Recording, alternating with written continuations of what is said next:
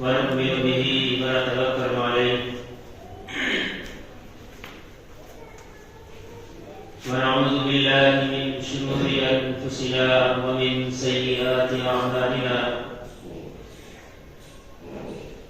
من يهده الله فلا مضل له ومن يضلل فلا هادي له ونشهد أن لا إله إلا الله وحده لا شريك له ونشهد أن سيدنا وسندنا ونبينا ومولانا محمدا عبده ورسوله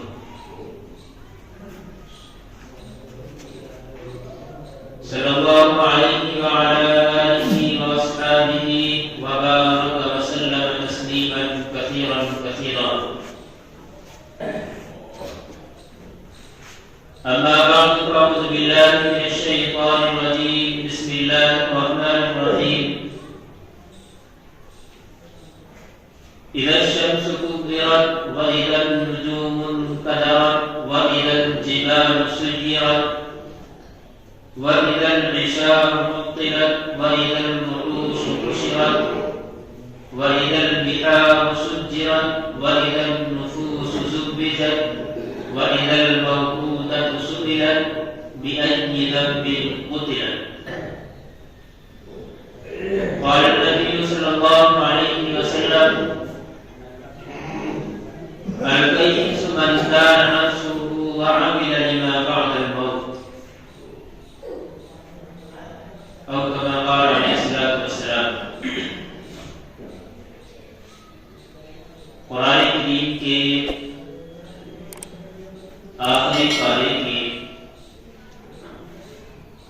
سورہ تکویر کی چند آیات پڑھی ہیں اور نبی کریم صلی اللہ علیہ وسلم کی ایک حدیث پڑھی ہے.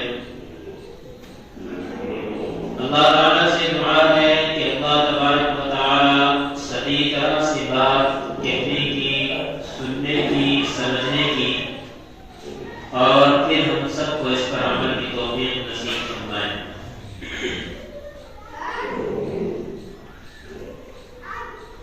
نبی کریم صلی اللہ علیہ وسلم سے معلوم کیا گیا کہ آپ کو سب سے زیادہ کس چیز نے کمزور کیا ہے؟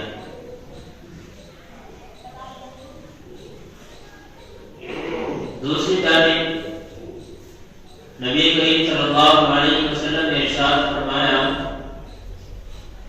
جو شخص یہ چاہتا ہے کہ وہ قیامت کی ہولناکیاں اپنی آنکھوں سے دیکھے، اس کو چاہیے کہ سورہ تکویر کی، سورہ کبرت کی تفسیر پڑھے. عجیب حالات ہے، اللہ تعالیٰ نے اس سورت کے اندر عجیب عجیب باتیں بیان کی جس کو دیکھ کر انسان کو لگتا ہے کہ یہ نہیں ہو سکتا، لیکن ایسا ہرگز نہیں. اللہ تعالیٰ نے ارشاد فرمایا: اذا الشمس كورت، کہ جب سورج کو لپیٹ دیا جائے، وَإِذَا النُّجُومُ انكَدَرَتْ، اور ستاروں کو بیرون کر دیا جائے، وَإِذَا الْجِبَالُ سُيِّرَتْ، اور جب پہاڑوں کو چلا دیا جائے، وَإِذَا الْبِحَارُ سُجِّرَتْ، اور جب سمندروں کو بھڑکا دیا جائے، وَإِذَا الْعِشَارُ عُطِّلَتْ، اور جب گاہن اونٹنیوں کو چھوڑ دیا جائے، وَإِذَا النُّفُوسُ زُوِّجَتْ وَإِذَا الْمَوْءُودَةُ سُئِلَتْ.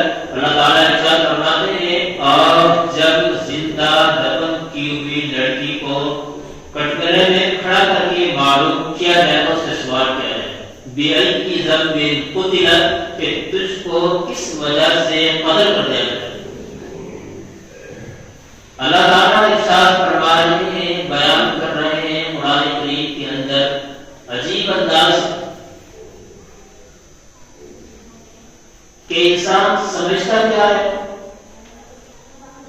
اور یہ بٹھانا چاہتا ہے اللہ تعالیٰ کہ جو سورج عام طور پر بیرون نہیں ہوتا.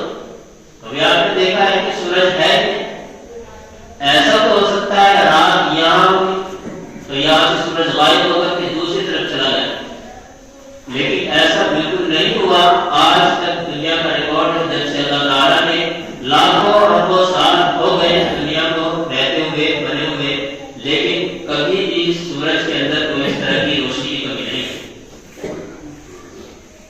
ہاں تھوڑا بہت جو اللہ تبارک و تعالیٰ اپنی طاقت کا اپنی قوت کا مظاہرہ کراتے ہیں جس کو ہمارے سورج کے انجام کے نام سے جانتے ہیں وہ الگ ہے, لیکن کبھی بیرون نہیں کیا ہے. اور اللہ تعالیٰ کہہ رہے ہیں کہ شمس کو گرن, یہ قیامت کو ورنہ کیا ہے. اللہ تعالیٰ بیان کر رہے ہیں کہ جب سورج کو لپیٹ دیا جائے, کبھی دیکھا ہے آپ نے کاغذ لپیٹا جائے سمجھ میں آتا ہے, چٹائی کو لپیٹا جائے سمجھ میں آتا ہے. اللہ تعالیٰ ایک ایسی چیز کی بات کر رہے ہیں جو ناممکن ہے, لیکن اللہ تعالیٰ کہہ رہے ہیں جب میں اس ناممکن کو ممکن کر سکتا ہوں تو میں ہر چیز کی طاقت رکھتا ہوں. وَإِذَا النُّجُومُ انْكَدَرَتْ, اور جب ستاروں کو بے نور کر دیا جائے گا جو عام طور پر ہوتے نہیں ہے.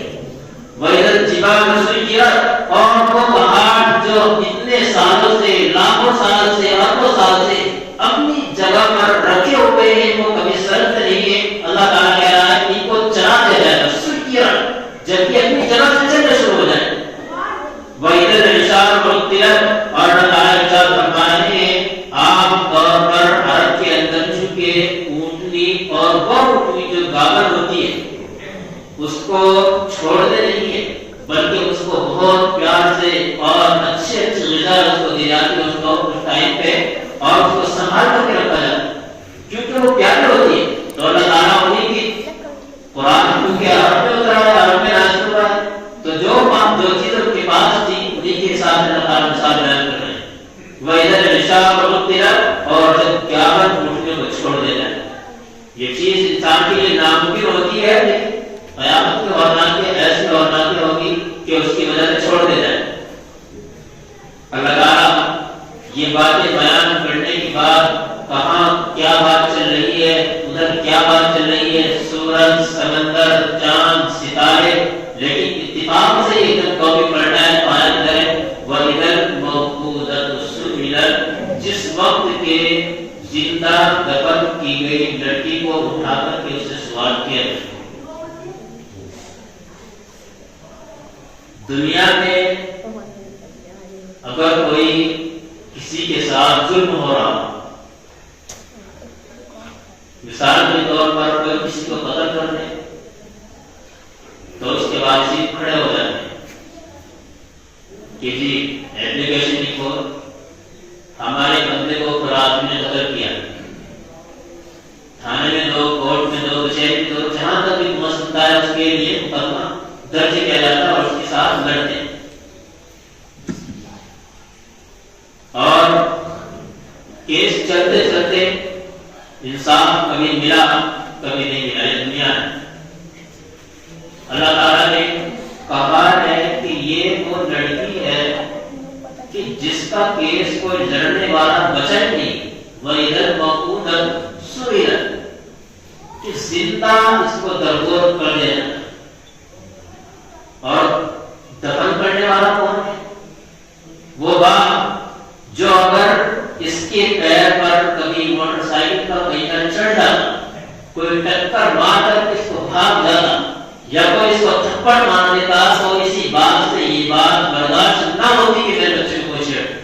جب خود اسی نے اپنے بچے کو دفن کر دیا ہے تو اب تو کوئی کیس لڑنے والا بچا ہی نہیں.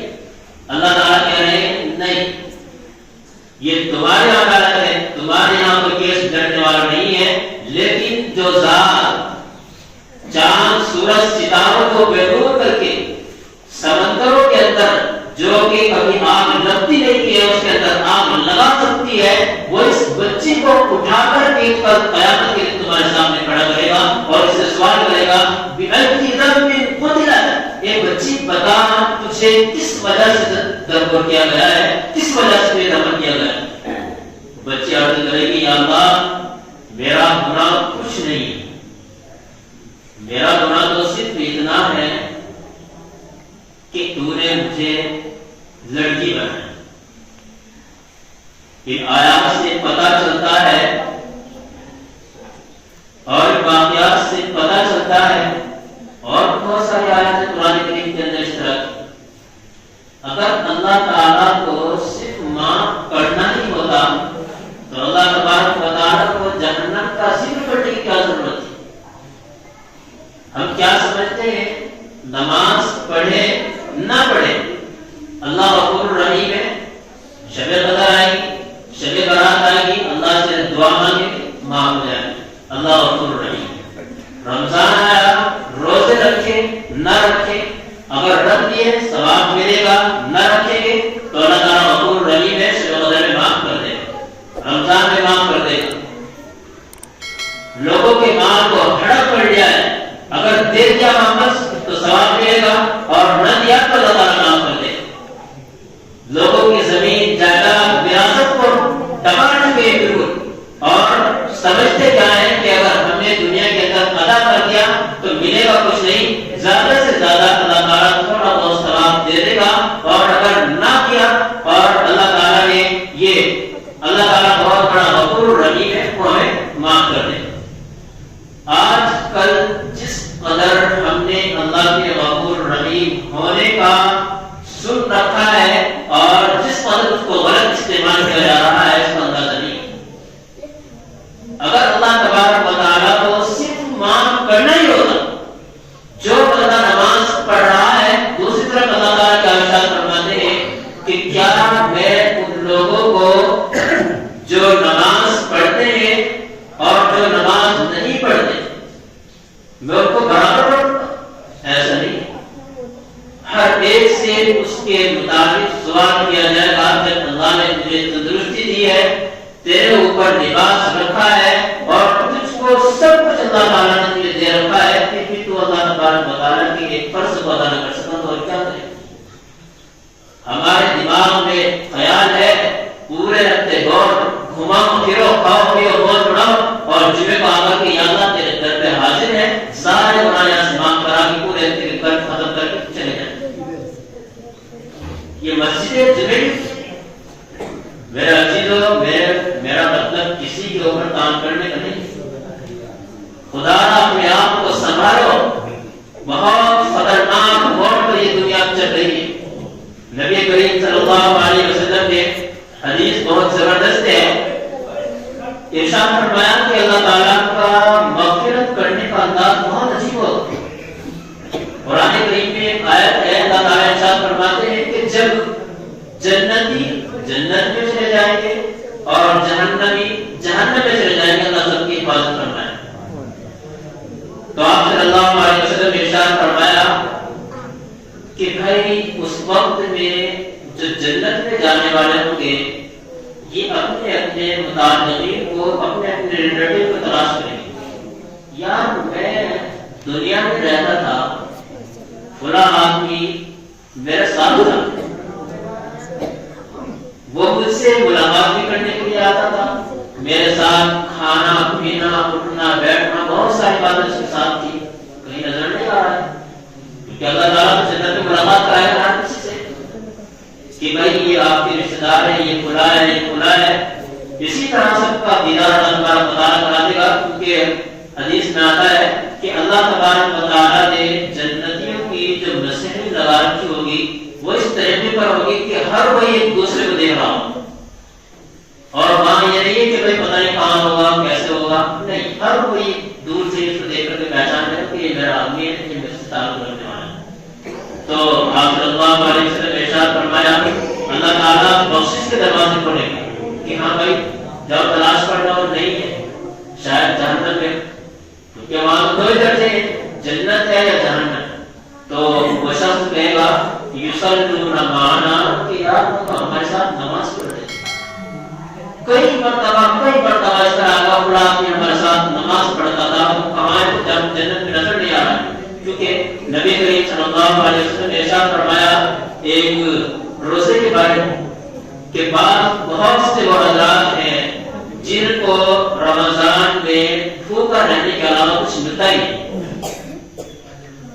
تو ہو سکتا ہے جو اپنے آپ کو نمازی سمجھ رہا ہو اور اپنی بدعملیوں کی وجہ سے جہنم میں پہنچ گیا ہو تو ممکن ہے صرف نماز پڑھ لینا اور تمام حقوق کو پامال کر دینا یہ اس کی گارنٹی نہیں کہ آپ جنتی. گارنٹی تو تمام اعمال کے صحیح ہونے کے باوجود بھی نہیں کہ آپ جنتی ہیں. یہ تو صرف جن لوگوں کو ملنا تھا رضی اللہ محمد رسول اللہ کو جا چکے ہیں یہاں سے. آپ اپنے عمل کی وجہ سے اور اپنے اعمال کی وجہ سے اور آپ اپنی نمازوں کی اپنی زکات کی اپنے حج کی وجہ سے یہ سمجھنے لگے کہ میں بہت بڑا جنتی ہوں. یہ ہماری سب سے بڑی غلط ہے.